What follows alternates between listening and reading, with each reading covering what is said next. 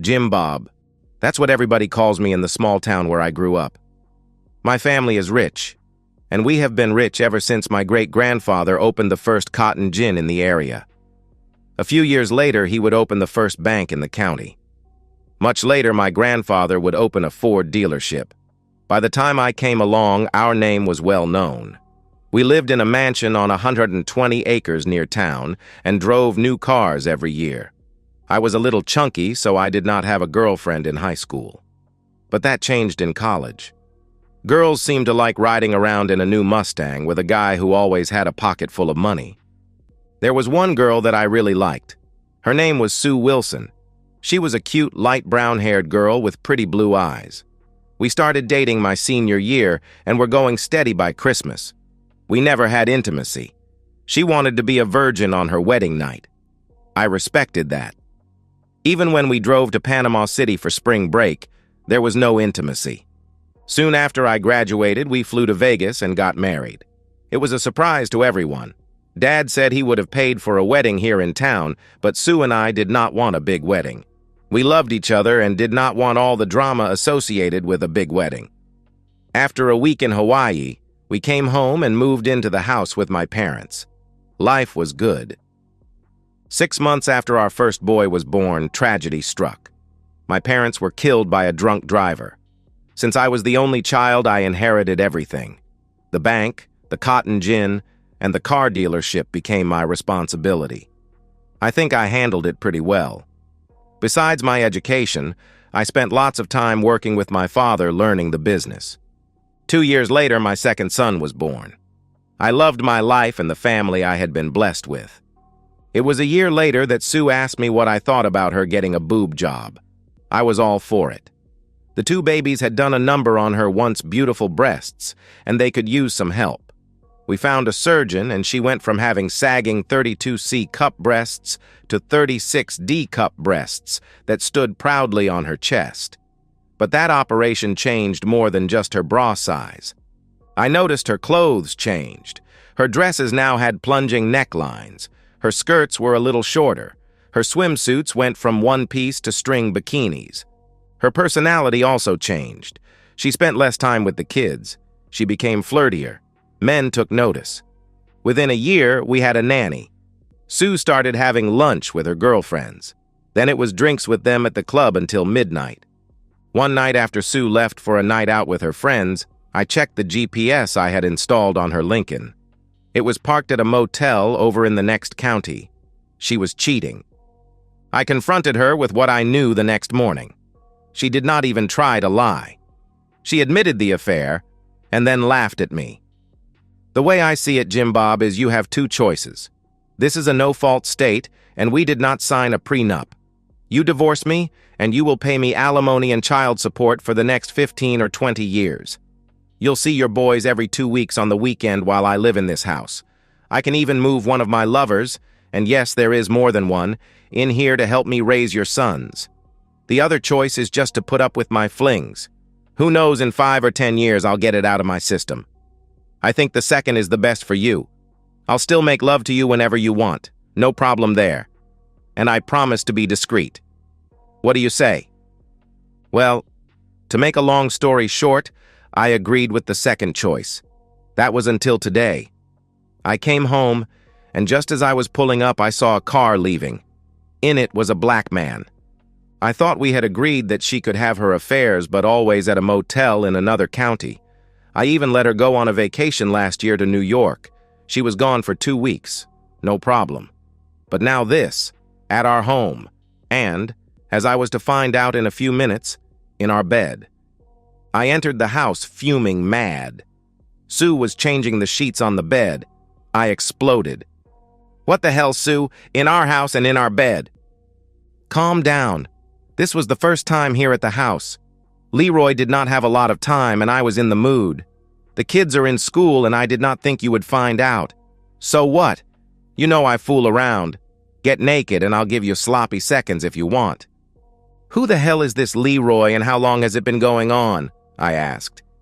He is just a guy I met at a bar about 4 months ago. What does it matter? Are you mad because he is black or because I brought him into our bed? I am mad because of everything. I want you to stop.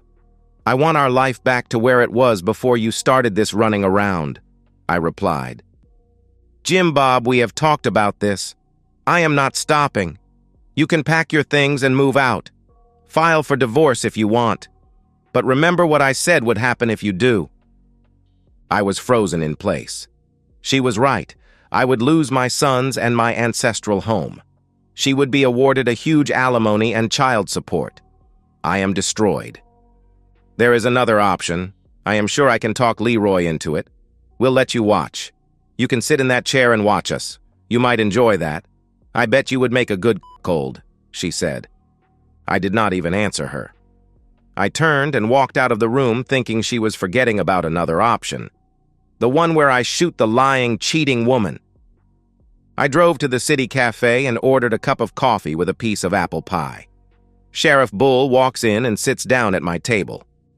From the perspective of Bull, now is as good of time as any to introduce myself. My real name is Richard Stanton, but everyone calls me Bull. I got that nickname about the time I entered high school. I was big for my age. I was 6 foot 3 inches tall and weighed over 200 pounds by the time I was 14. Today I stand 6 foot 5 inches in my work boots and weigh in at around 245 pounds. The name Bull has stuck for my entire life. I knew Jim Bob in high school. He was a fat little rich kid that everybody picked on. I decided he might be useful later in life, so I befriended that little wimp. I started protecting him from the high school bullies. Soon nobody picked on him anymore. Like in the saying, rich kids go to college, poor kids go to war. Well, that's what happened to me. I did 3 years in the Army as an MP, then came home after a tour in Baghdad. I went to junior college and got a degree in law enforcement, then a job with the sheriff's department in the small county where we all grew up. I had always wanted to be a cop. I had an uncle who was a cop in a big city, and when he visited, he had lots of stories. Some of my father did not like his brother telling. You see, Uncle Tim was a corrupt cop. He bragged about shaking down drug dealers and rich people paying him for not writing tickets. Then there were stories of turning in less money on busts he made. Even though my dad did not agree, I think he envied his brother. This guy retired and moved to Florida with a pension and enough money to live the rest of his life. While my parents were married over 49 years, Uncle Tim never married. I wanted to be just like him. He was my hero. I was in my 4th year as a sheriff's deputy and moving up in the department when it happened. There was a bank robbery in town. The sheriff and the lieutenant were the first on the scene. A gunfight started as the robbers exited the bank, and the sheriff was killed before he even got a shot off. The lieutenant was badly wounded. He would never walk again. I got there just in time to see what was going on. The robbers were in the getaway car and starting to pull away. I slammed my patrol car into theirs. They were trapped with my car pinning them on one side and a telephone pole on the other. They were dazed as I got out and walked up to the front of their car. No, I did not read them their rights. I shot both through the windshield with my .357 service revolver. The official statement said they ignored my demand that they put their hands on the dashboard and were scrambling for their guns. I was hailed as a hero, and the county commissioners appointed me as acting sheriff until the next election, which I won easily. Now let's talk about Sue Smallwood and Leroy Jenkins, or LJ as he is known on the street. I knew Sue was cheating on Jim Bob. Everybody in town did. What I did not know was that she had taken up with Leroy. That is until the DEA agents came into my office with information about Leroy and his current lover, Sue Smallwood. The DEA wanted to turn Leroy and needed my help. That's the way it works in the drug business. Catch a little fish, then he helps you catch a bigger fish so he does not spend the rest of his life in jail. Since Leroy was operating in my county, and without paying me for protection, I gladly agreed to help. I secured a warrant and placed listening devices in Jim Bob's house by using one of my contacts with the cable company. While I could not see her and Leroy, it did not take a genius to know what was going on. I listened that afternoon as the two lovers made plans to combine a night on the town with one of his deliveries. But what was a lot more interesting was the conversation between Sue and Jim Bob after he came home. He needs my help. Sue had lied to him about this being the first time Leroy was at their house. I had recorded 3 other conversations between the 2 lovers, and who knows how many times he was there before I started listening. I had a plan in mind when I pulled out a chair and sat down with him at the city cafe. "I know what's going on with Sue and Leroy Jenkins." "How?" he asked. "Leroy's in trouble with the feds. I was brought in and Sue's name came up." "I'm going to kill that cheating woman," he replied. "Calm down, Jim Bob. I have a better way." For the next 15 minutes, I explain what I can do. My last sentence was, "But it is going to cost you." "How much?" he asked. "The way I figure it, she would get a minimum of $5,000 a month in alimony and about $2,500 a month in child support, which would last for at least 15 years. The alimony could go on forever. I'm thinking $100,000 in cash, and one of those new Ford 4-wheel drive pickups every couple of years would cover it." He shouted "deal" and almost jumped across the table to shake my hand. I should have asked for $250,000. I'll have to remember that next time. "Go home and act like everything is fine. She is going to tell you that she is going to be gone this weekend.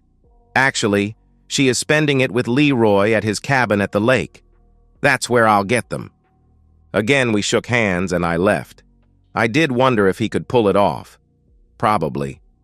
He has known of her cheating for years. One more night of pretending should be no problem. Back to the perspective of Jim Bob. Saturday morning, I was making breakfast for my sons when my phone rang. It was an unknown number, so I did not pick up. After breakfast, I was cleaning the kitchen when it rang again. I still did not pick up. It rang again with the same unknown number as I was about to start lunch. This time I answered. "Jim Bob, why did you not answer my earlier calls?" "Sue, I am sorry the caller's ID said unknown number, and I was busy with the boys. Why aren't you using your phone?" "Jim Bob, honey, there has been a terrible misunderstanding. Sheriff Bull has me in jail." "What? Why?" I try to act surprised. "I'll explain it all when you get here. Please hurry. I've been here all night and I want to get home. I'll be there as soon as I can get somebody to look after the boys. Sit tight and don't talk to anyone until I get there." I cut the call and started laughing hysterically. The boys wanted to know what was so funny. "Mommy just told Daddy a joke," I replied. I waited until 3 p.m. to call the lady we used as a babysitter. She was there in 30 minutes and I drove to the jail. I met Bull in his office with the door shut for about 15 minutes, then was shown into a visitor's room. Sue was behind a glass and picked up the telephone as I sat down. "What took you so long?" she asked. "Mrs. Harrison was doing her weekly shopping. I had to wait until she finished," I replied. "Jim Bob, you have to get me out of here. I need a shower and I want to see the boys." Now she is worried about her sons? I have my doubts about that. "I talked to Bull before I came in here, Sue. You are in a lot of trouble. You were found in a house full of drugs. Your fingerprints are everywhere. Your drug tests came back positive. Bull says you were high as a kite when they found you and Leroy in bed. Then there is that gun they found in the glove box of your car, along with 6 bags of cocaine. Sue, what is going on?" This is all a big mistake. Leroy and I had driven to Memphis to go dancing. They were checking everybody before letting them in the club, so Leroy handed me his pistol, and I put it in the glove box. We were going to deliver the coke to one of his clients, but he was not at the club last night. I took them out of my purse and put them in the glove box. "So Leroy was driving your car, and you had the drugs in your purse?" I asked. "Yes. He likes to drive the Lincoln when we go out. In the club we danced and, okay, I admit I did a line of coke. First time, I swear. Then we drove back to Leroy's place up at the lake. I think I did another line. I can't remember. We were in bed making love when Bull and his men busted down the door and caught us. Jim Bob, it was horrible. I was naked and everyone saw me. They all watched as I dressed. After I was brought here, I was put in a cell with 2 other women. I told them what happened, and they said Bull had no right to bust in like he did. I know nothing about Leroy's drug business, and that gun is not mine. I think if you hire a good attorney, I will be released this afternoon and all charges dropped. Please? First of all, no matter what those jailhouse attorneys told you, Bull had every right to bust down that door. He had a no-knock warrant. They have found your fingerprints on an illegal gun. It was reported stolen a year ago. If there is a body on that gun, you will be charged as an accessory to murder. Not true, but I want to give her something to think about. Your fingerprints are all over that house, even on the packages of coke in your car. Of course, your drug tests came back positive. You are in big trouble, Sue. On top of everything, your case is going to be handled by Judge Parker. His daughter died of a drug overdose 3 years ago. He is very hard on drug dealers and their associates. You will be going before him Monday morning for a bail hearing. Until then, you might as well get comfortable. Jim Bob, we can get through this. Get me a good attorney. Then when I make bail, we'll work this out. Leroy will testify I had nothing to do with his drug business. When I get out, you and I can start over like you want. I'll quit running around, she started blabbering. Stop lying. First of all, Leroy has been under surveillance for over 3 months. The feds know he was at our house a number of times. They wired our house, so all the conversations you have had with Leroy at our house are recorded. Now you are asking for my help? What a joke.